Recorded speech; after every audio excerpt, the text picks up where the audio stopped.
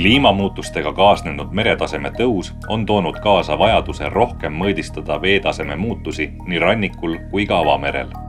Selleks, et omada detailset ülevaadet meretaseme muutustest, on maailma erinevad kosmoseagentuurid teinud suuri investeeringuid veetaseme mõõtmiseks kosmosest ehk satelliitaltimeetriasse. Euroopa Kosmoseagentuur ESA on lisaks satelliitidele investeerinud ka andmete jaotusteenusesse Copernicus.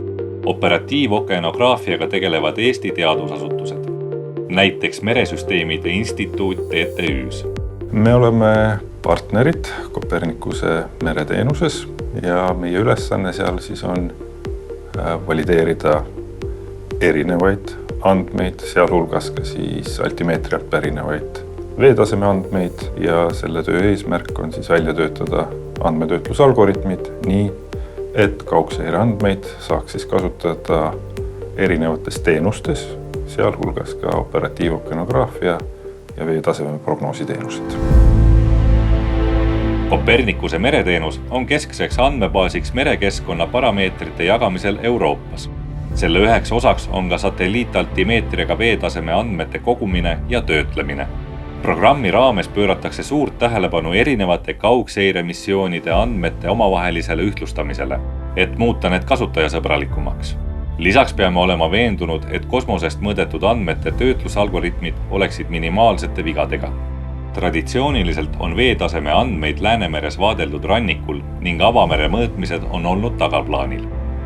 Täiendamaks varasemaid mõõtmisi avamere andmetega, salvestasime mõõtmiskampaaniate käigus maapealse reeperiga kalibreeritud geoteetilised kõrgused merel. Paigaldasime lisaks paar avamere jaama, et neid hiljem kasutada kaugseire andmete valideerimiseks ja kalibreerimiseks. Me oleme võrrelnud kaugseire andmeid veetaseme mõõtmisandmetega rannikujaamades ja avamerel. Nende andmetüüpide kokkulangevus oli väga hea.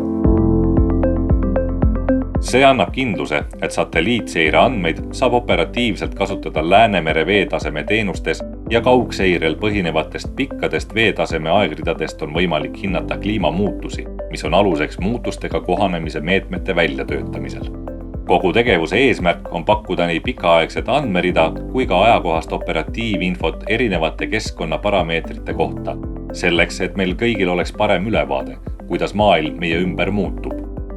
Täna veetaseme mõõtmisi satelliitidelt avalikkusele ei kuvata, aga meie uuring näitab, et andmed on usaldusväärsed, mis lubab neid andmeid visualiseerida ka avalikkusele samamoodi, nagu praegu tehakse rannikujaamade või meremudeli andmetega.